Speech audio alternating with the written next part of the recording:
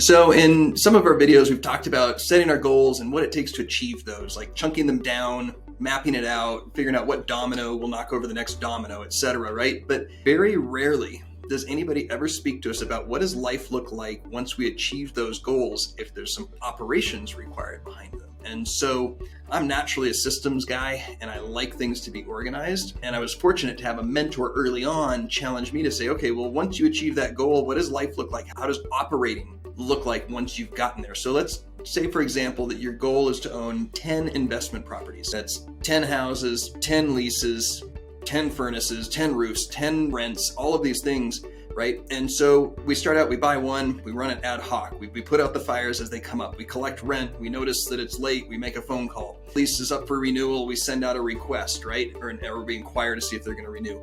You buy the second, you do the same thing. You buy the third, all of a sudden it's like, whoa, this is getting unmanageable. I need some systems. So you take the time to sit down and put some systems together. Well, here's my challenge for you. If you're at that stage or haven't started yet, are the systems that you are mapping out now, are they going to carry you all the way to and through your goal? Or when you hit that 7th property, let alone that 10th, are you going to have to scrap all your existing systems, completely revamp them, and start all over again in mapping out something? And so I would challenge you to look at your goal, then double it, and imagine what systems you need in place to operate at that level. That way, hopefully, you will never have to sit down and start over and do work twice.